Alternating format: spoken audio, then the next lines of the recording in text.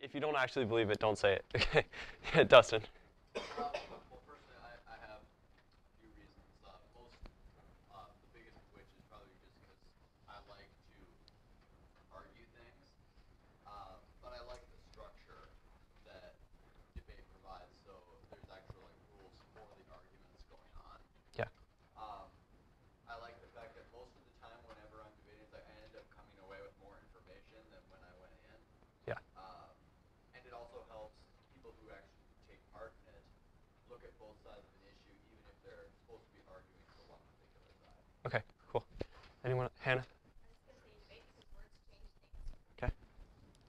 Words have meaning. Sweet. Anyone else? I like that one. Anyone else? Oh, yeah, Olivia.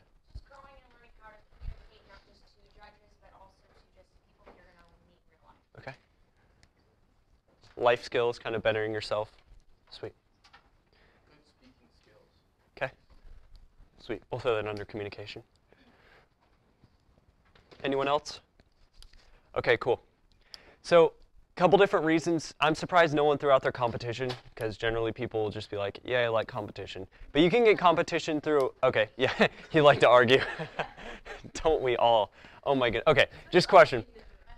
I want to know if this happens to other people. So my brother just abhors debate. He just hates it. He just can't stand it. And he always laments that after we started debate, our dinner conversations just like got consumed by debate-related conversation and stuff like that. Does that happen to anyone else, or is that just my family? Okay, cool. My dad ended up banning debate conversations Oh, okay. for like an hour, and then he started talking about debate. So. Okay. I think you guys got towards the heart of why you debate. It's to better yourself as a person. At least in my opinion, that's why people debate. That can be through communication. That can be through changing the world because we understand that words have meaning. But at the end of the day, bettering yourself through the educational activity of debate is going to serve you not only, like Ty talked about at the very beginning of camp, not only for building relationships with other people, building a successful repertoire, I guess, for the workplace, and beyond that, helping spread Christianity and the truth of Jesus Christ as our Savior to the rest of the world, something very important that debate helps us achieve. But even if you like to do debate just for fun, let's go back to JP's specific question really quick. What's more fun, having a good debate because the other team had a couple minutes to think of better arguments against your case, or just steamrolling some poor novices because you didn't tell them what case you were running? What's more fun? No, steamrolling, I promise you, steamrolling is not more fun. Okay, it's not. JP. I always love it when both sides know what they're talking about and both sides can have good arguments to go against each other, because then you feel like the judge is actually getting their time's worth and you're actually learning something from them. How many of you guys have seen an outrun of debate? How many of you guys have enjoyed rounds that involved highly competitive teams, like the cream of the cream, just at the top of the field? That's a Mrs. Hudson thing, isn't it? Yeah. Okay. Those are the best rounds, yes? Okay, much better than like a novice team debating like a peak debate team, right? It's kind of boring when that happens. Okay, so my granddad went to one tournament, okay, the entirety of when I ever debated. It was like my first tournament I went to. So he judged this team. They were Rentschler Sturmer. They were in a fantastic team. They won every single tournament they went to, okay? Every single tournament they went to when they partnered, okay? That is incredible. That's just insane.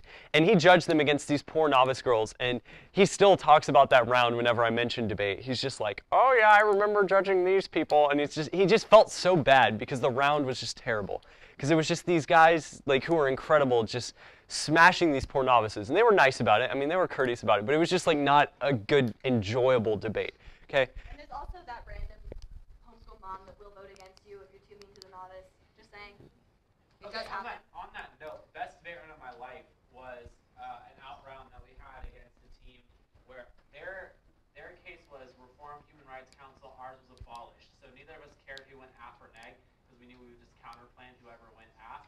And we both knew so much about the topic, and we both had Brett D. Schaefer standing proudly behind us, behind our research.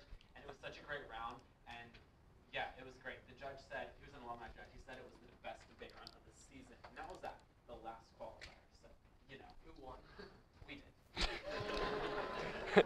Even better.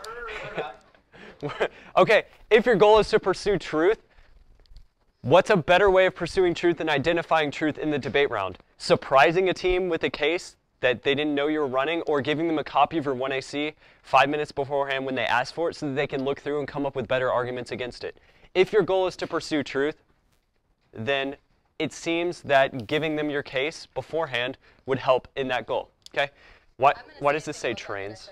Oh, okay. I entirely forgot why I went down trains. Okay, it's fine. What were you going to say?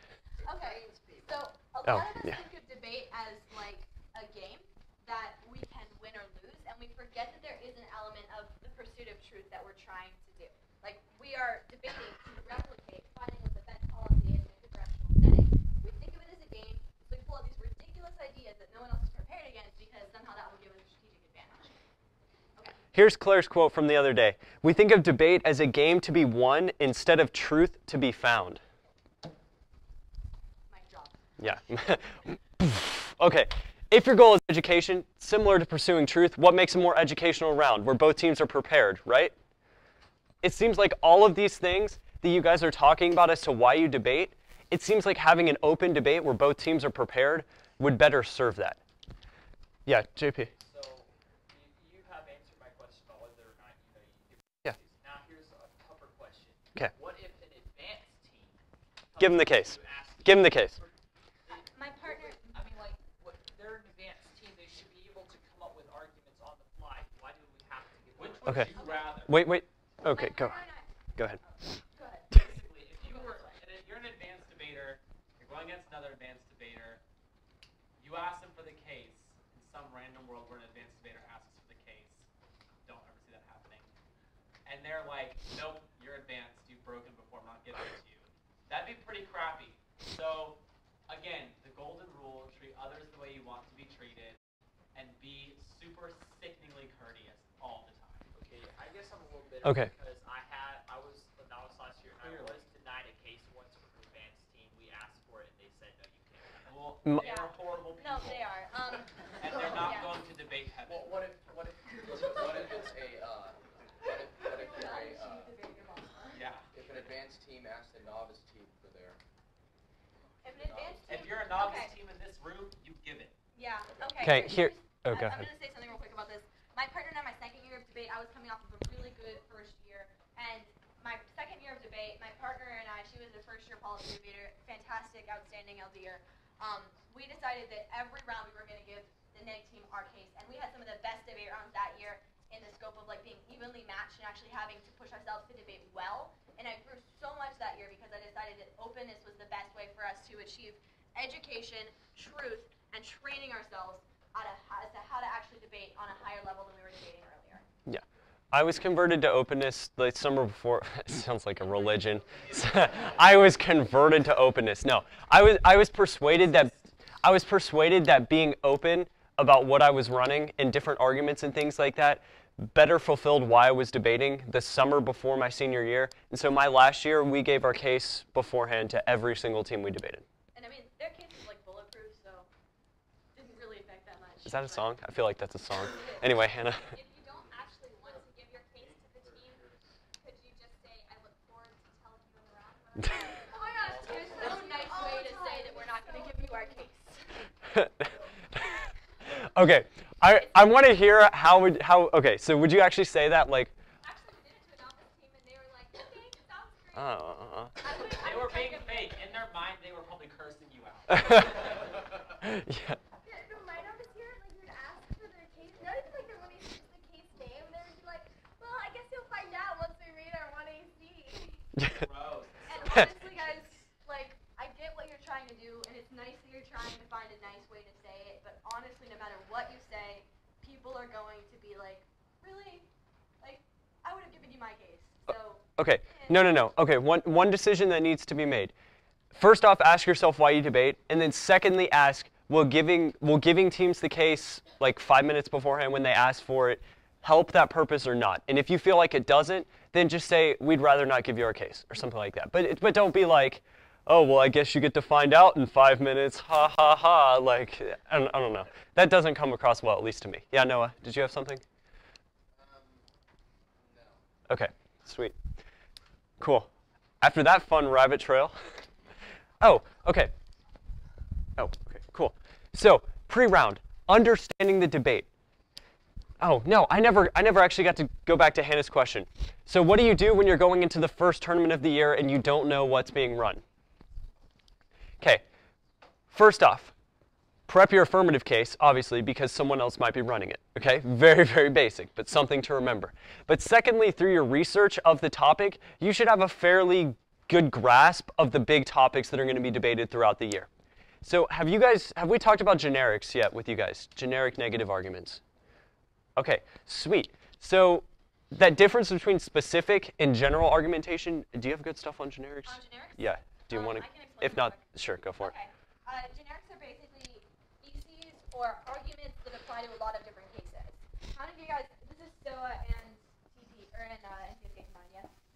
Okay, so I'm going to give you two examples real quick. You go. For NCFCA, you have the idea that we're no longer dependent on Middle Eastern oil.